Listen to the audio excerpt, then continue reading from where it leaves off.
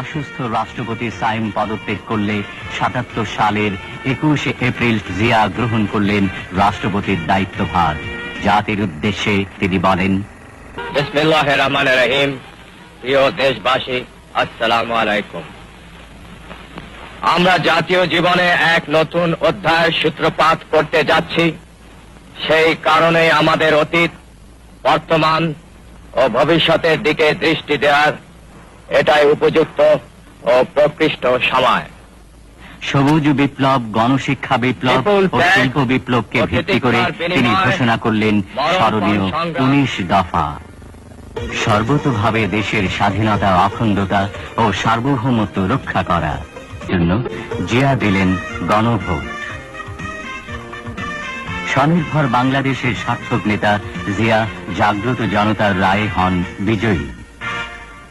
বহির্বিশ্বে বাংলাদেশকে গৌরবদীপ্ত করতে জিয়া যান লন্ডনে কমনওয়েলথ সম্মেলনে, দেখা করেন ব্রিটিশ নেত্রী মার্গারেট থ্যাচারের সঙ্গে, আলোচনা করেন ব্রিটিশ প্রধানমন্ত্রী কালাহানের সঙ্গে। দক্ষিণ এশিয়ার ৭টি দেশের ১০০ কোটি মানুষের সম্প্রীতি ও সহযোগিতার প্রতীক সার্ক। এই সার্ক ছিল দূরদর্শী জিয়ার চিন্তার ফসল।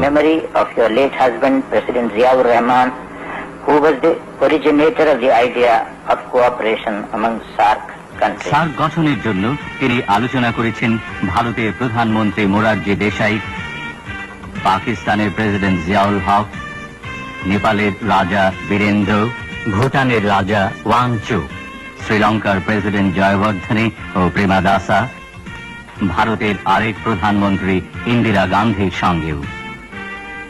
মুক্তিযোদ্ধা রাষ্ট্রপতি জিয়া মুক্তিযুদ্ধের সঠিক ইতিহাস লেখার ব্যবস্থা করলেন। মুক্তিযুদ্ধের স্মৃতি মিনারও তাঁর অনুপ্রেরণায় মুক্ত হয়ে ওঠে।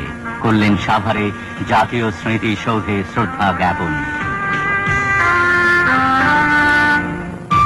শহীদ মিনারে দিলেন পুষ্পস্তবক। মুক্তিযোদ্ধাদের যোগ্য মর্যাদা ও যুদ্ধাহতদের পুনর্বাসনের জন্য জিয়া তৈরি করলেন যুদ্ধাহত মুক্তিযোদ্ধা কমপ্লেক্স। ইতিমধ্যে জিয়া প্রদত্ত রাষ্ট্রপতি নির্বাচনে গণতান্ত্রিক ঐক্য জোটে প্রার্থী হিসেবে নৌকা প্রতীক নিয়ে দাঁড়ান জেনারেল এম.এ.জি. ওসমানী। ধানের শেষ প্রতীক নিয়ে জাতীয়তাবাদী ফ্রন্টের রাষ্ট্রপতি পদপ্রার্থী জিয়া সমগ্র জাতির সামনে ঘোষণা করেন, ভিন্ন একটি প্রক্রিয়ার মাধ্যমে গড়ে উঠেছে আমাদের দেশ। আমাদের ভৌগোলিক অবস্থান, আমাদের ভাষা, সাহিত্য, সংস্কৃতি, আমাদের আচার ব্যবহার, চিন্তাধারা, এমনকি আমাদের জনগণের অন্তরে সৃষ্ট নবতার চেতনা সবকিছুই স্বতন্ত্র। আমরা চাই আমাদের জনগণকে ঐক্যবদ্ধ করে বাংলাদেশের স্বাধীনতা ও সার্বভৌমত্বের চেতনাকে জনগণের মনে সুদৃঢ় ভিত্তিতে প্রতিষ্ঠিত করতে। এটাই হলো বাংলাদেশী জাতীয়তাবাদ। সচেতন ও জাগ্রত জনতা রায় দিল জিয়াই রাষ্ট্রপতি। অর্থনীতি, সমাজনীতি, সংস্কৃতি ও ধর্মীয় জীবন ব্যবস্থাকে অবলম্বন করে বাংলাদেশী জাতীয়তাবাদকে ভিত্তি করে চেয়ারম্যান হিসেবে জিয়া গড়ে তুললেন বাংলাদেশ জাতীয়তাবাদী দল। একদলীয় দুঃশাসন থেকে জাতিকে মুক্তি দিলেন জিয়া। ৭৯ সালের ১৮ ফেব্রুয়ারি জাতীয় সংসদের বহুদলীয় নির্বাচনে জিয়ার নেতৃত্বাধীন বিএনপি লাভ করে নিরঙ্কুশ সংখ্যাগরিষ্ঠতা।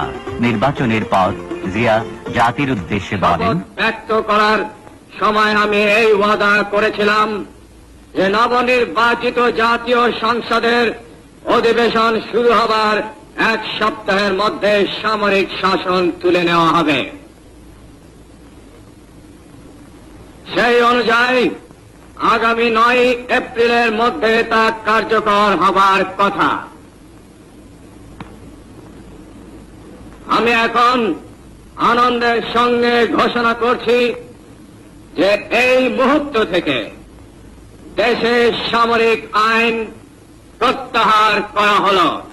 কৃষিক্ষেত্রের উন্নয়নে গ্রামের জনগণের কাছে জিয়া বারবার গিয়ে সহজভাবে ডাক দিয়েছেন। ১ নম্বর, খাদ্য উৎপাদন দ্বিগুণ করতে হবে, কেবলমাত্র দ্বিগুণ করতে হবে। 3 গুণ করা যায়, কিন্তু কেবলমাত্র দ্বিগুণ করতে হবে এখন। 2 নম্বর, সমস্ত রাস্তার 2 ধারে ফলের গাছ লাগাতে হবে এবং রাস্তার 2 পাশে ঢালুতে শাক সবজি চাষাবাদ করতে হবে। সমস্ত পুকুরে মাছের চাষ করতে হবে। প্রত্যেক ঘরে ঘরে হাঁস মুরগির খামার করতে হবে।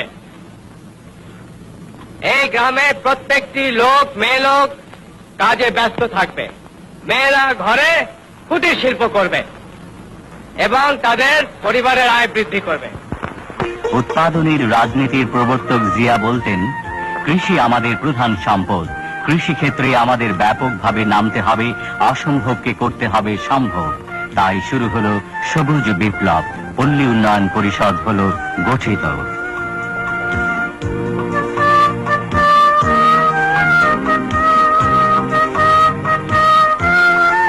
মাছের চাষে জিয়ার ছিল অফুরন্ত উৎসাহ। গবাদি পশুর উন্নয়ন প্রকল্পেও ছিল তার আগ্রহ। পল্লী বিদ্যুতায়নের মাধ্যমে গ্রামীণ অর্থনীতিতে বৈপ্লবিক পরিবর্তন আনলেন জিয়া।